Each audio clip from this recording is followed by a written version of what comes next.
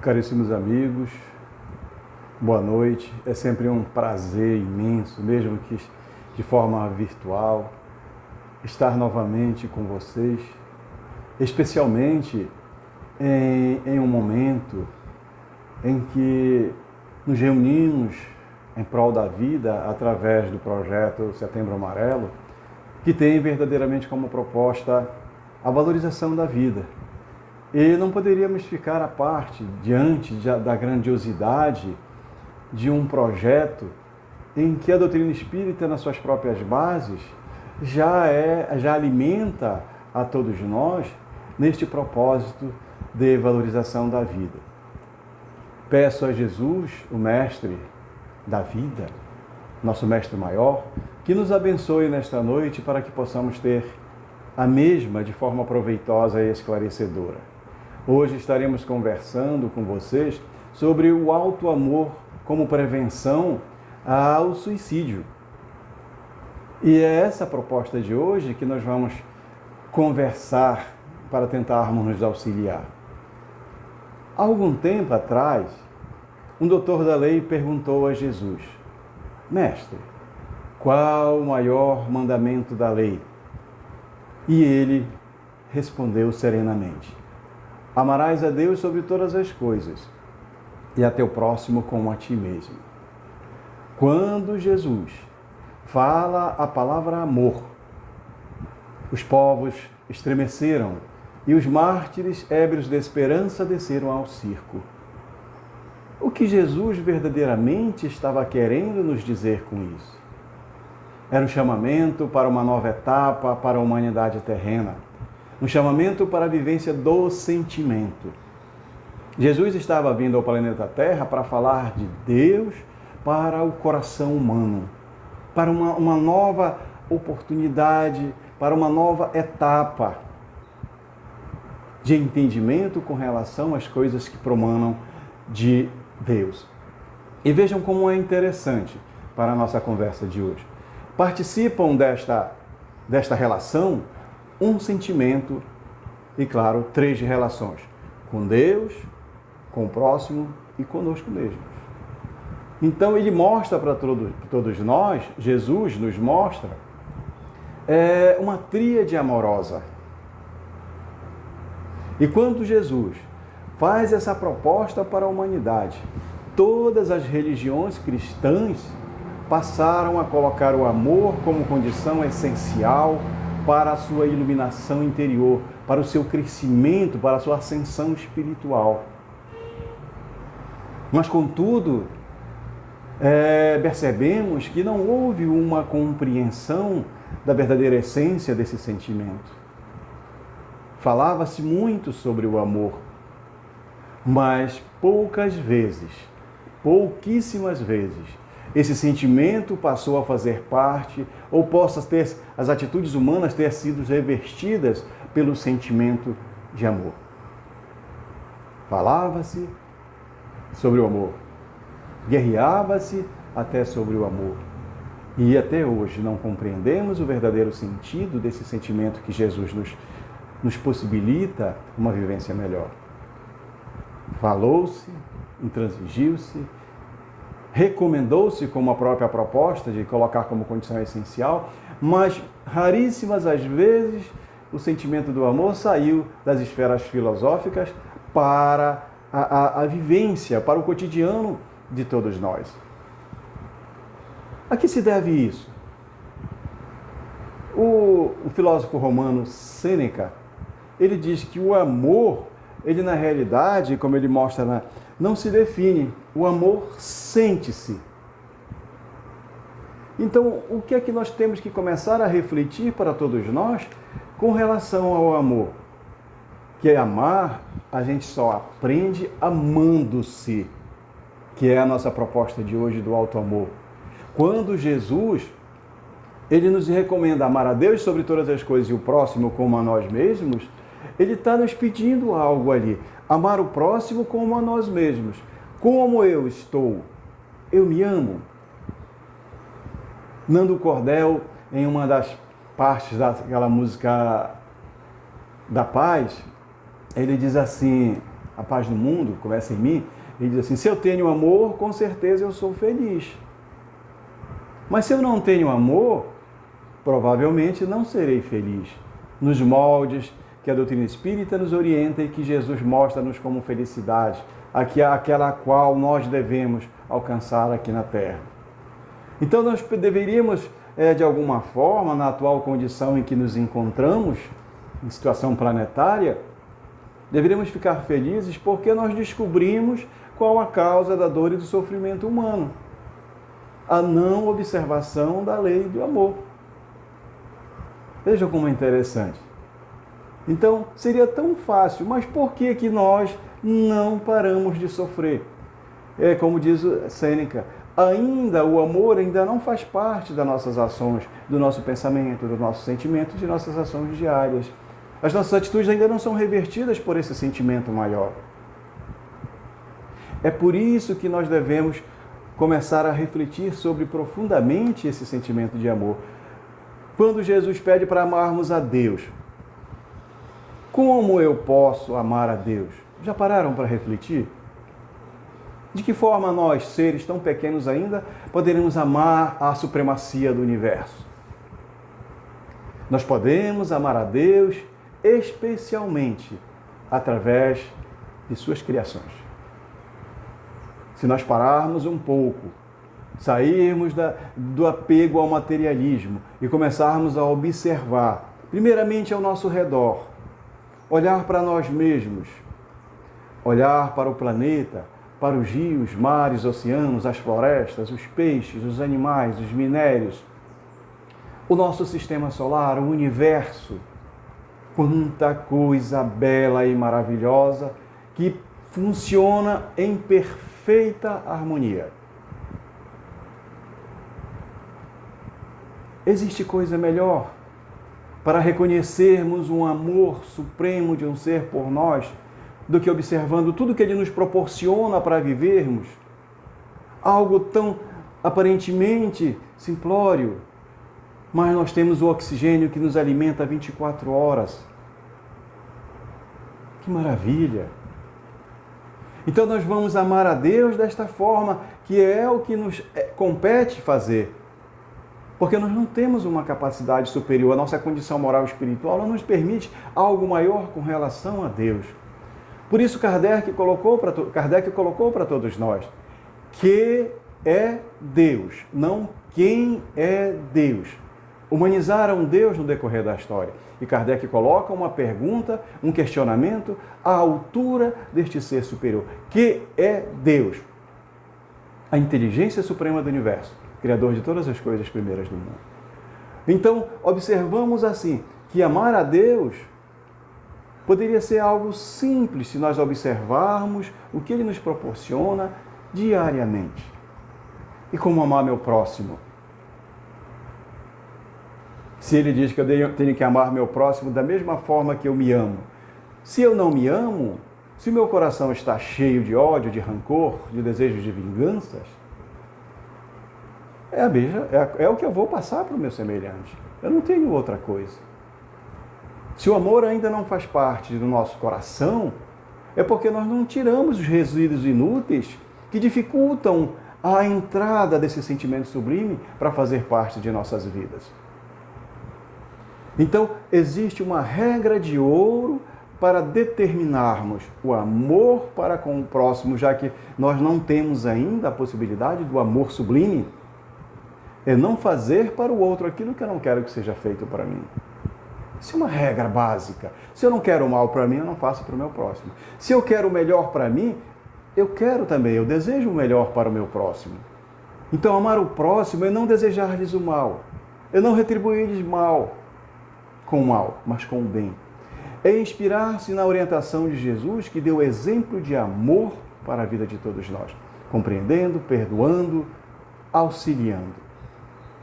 Mas se eu ainda não me amo, eu começo a criar situações de vazio na minha vida. E é a partir desse ponto que a gente percebe que o amor é que nos dá a capacidade de sermos felizes. E se eu não me amo, eu encontro lacunas na minha vida que eu não consigo preencher. E essas lacunas, elas têm causas, são causas da falta do amor, que nós vamos começar a enumerar para refletirmos juntos. E as causas da falta do amor, nós podemos dizer assim, tendências pregressas. Já podem ter acontecido situações em vidas passadas que me causaram sentimentos de não me perdoar, um sentimento de rejeição, como a gente vai ver aqui. Tem situações que eu já venho com a minha autoestima muito baixa, porque aconteceram coisas que marcaram a minha vida e me desestimularam o prazer de viver. Então, a rejeição da mãe no útero. Então, a partir do momento que há a concepção, a junção da célula com o óvulo, que se forma aquela célula, ou melhor, do óvulo com o espermatozoide, que forma aquela célula, ali já tem um espírito que está ligado àquela célula, aquele corpinho que irá se formar. E quando há uma rejeição da mãe com relação a esse filho, ele já começa a criar esse processo de desamor. Eu fui rejeitado, eu não fui aceito pela minha mãe. E isso marca. Ele está presente ali. Quando reencarna, muitas crianças já nascem com essa situação de rejeição, dizendo: ninguém gosta de mim, minha mãe não me ama, meu pai não me ama. E, inclusive, nós temos a rejeição pelo próprio pai, que acontece numa quantidade bem menor de ações. A rejeição e ciúmes dos irmãos. Então, acontece muito dentro da família, irmão sentir ciúme do outro irmão, porque o pai e a mãe gostam mais de um do que do outro. São situações que precisamos refletir profundamente, porque nossos filhos são espíritos e temos responsabilidades com eles de amar a todos, mesmo sabendo que temos dificuldades de relação do nosso passado e que estamos aqui para aprendermos a conviver e temos responsabilidade de reaproximá-los de Deus. Desnutrição afetiva. Quantas pessoas têm carência afetiva e buscam superar, preencher essa carência? São pessoas que buscam o vício do álcool, do fumo, de drogas ilícitas, no alimento e em tantas outras situações, porque tiveram uma carência. De que é que eu sinto fome verdadeiramente? Muitas situações emocionais, muitas carências afetivas, as pessoas transferem para uma ação para poder preenchê-la. E é essa diversidade que eu comentei há pouco com vocês. E excesso de comparações. Vejam como é interessante. Nós vivemos num mundo, segundo Jung, que ele diz assim, que nós nascemos seres únicos, mas quando desencarnamos, quando morremos como cópias. Por que ele diz isso? Ele diz assim, porque a gente sempre quer ser o outro. Nós nunca estamos satisfeitos com a gente mesmo. Aí a gente vê um ator de televisão, uma pessoa importante que faz um trabalho no computador para ficar elegante, para ficar bonito. Aí a pessoa quer se comparar, quer ser aquele. E acaba se desidentificando, deixando de ser eu, Roberto, para querer ser um outro, que é uma ilusão. Segundo um amigo nosso, ele diz assim que Deus ele é ruim de matemática, porque ele só sabe contar até 1. Por que ele diz isso? Porque ele cria um único ser, nenhum outro é igual. Então, cria 1, cria 2, cria 3, mas todos são diferentes uns dos outros, apesar de termos os mesmos direitos diante das leis materiais e das leis de Deus. Então, são situações que nós vamos começar a refletir que podem ser úteis na nossa vida.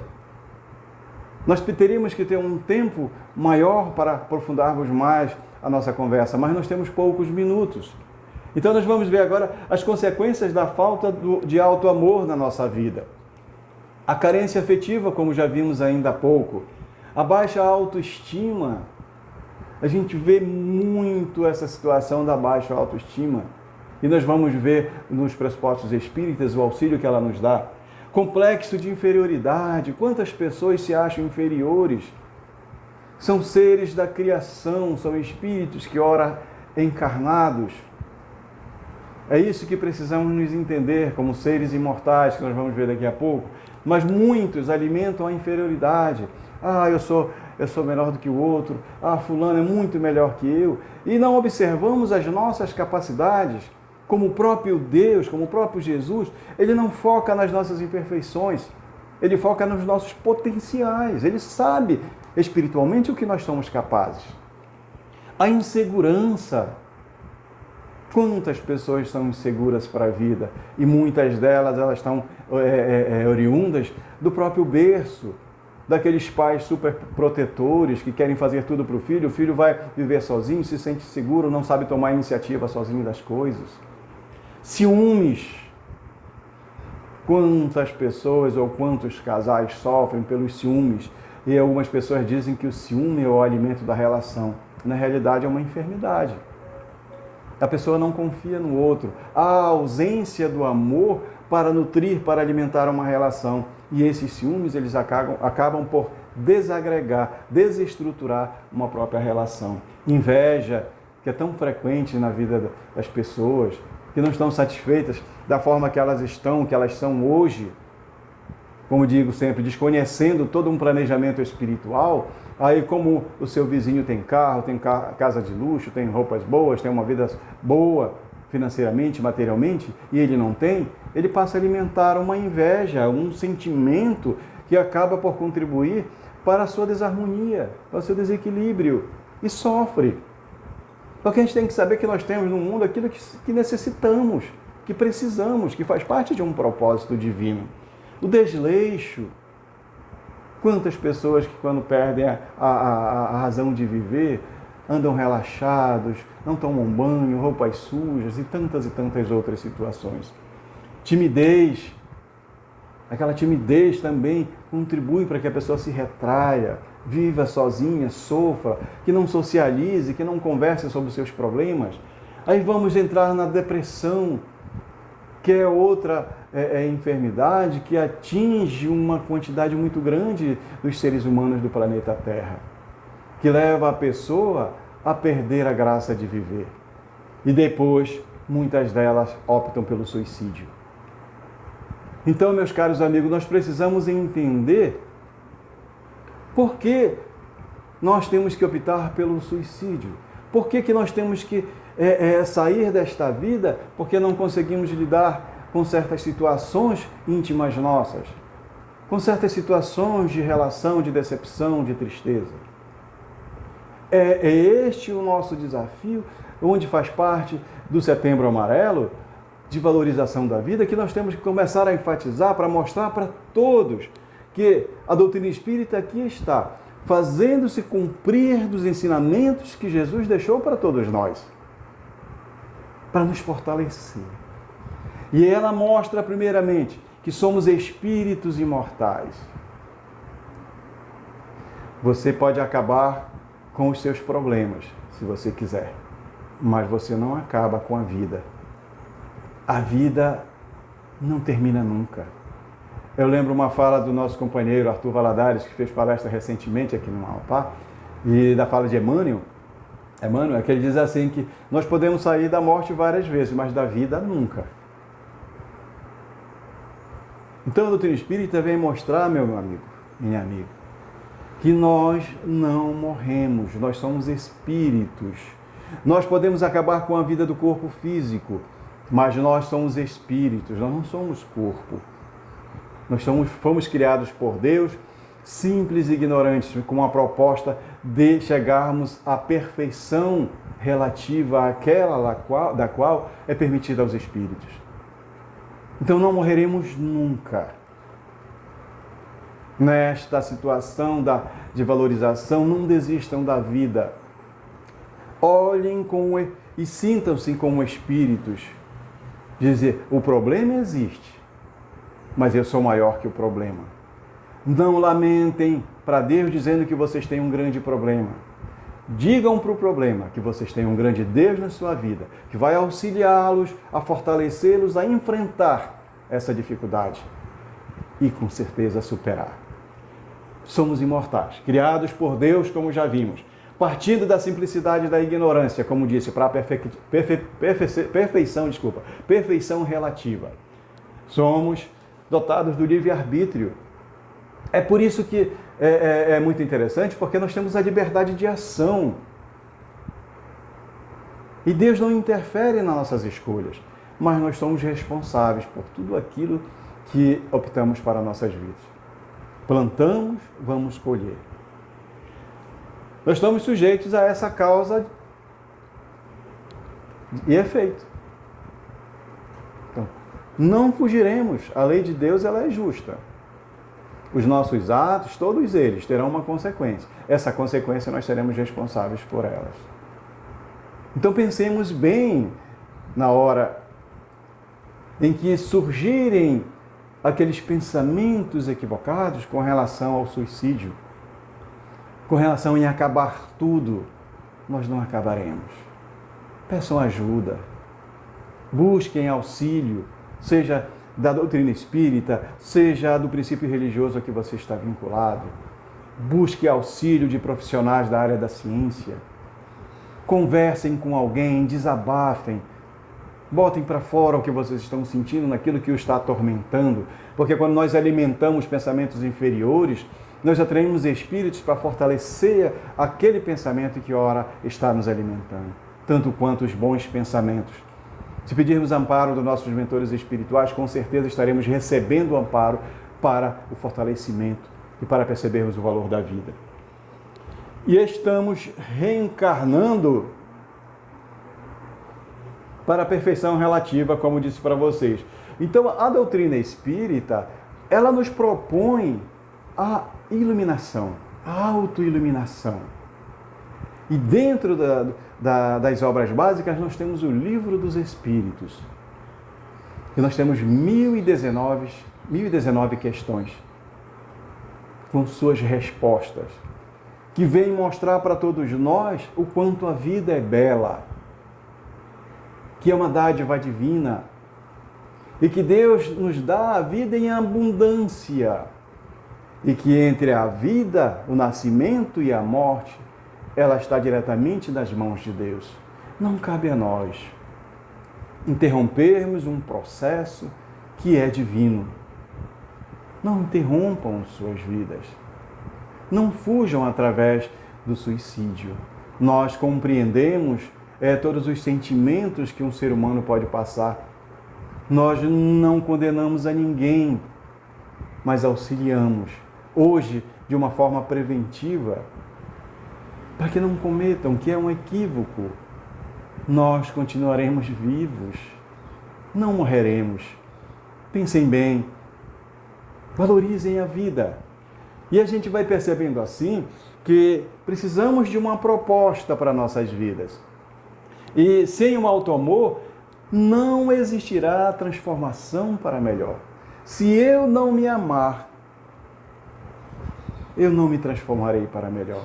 Porque nós estaremos dando espaço nos nossos corações para os sentimentos de ódio, de orgulho, de desejo de vingança, de inveja e de tantos outros sentimentos que são contrários ao amor. Então, um ponto fundamental, importante para nossas vidas, a satisfação e a alegria por ser quem sou.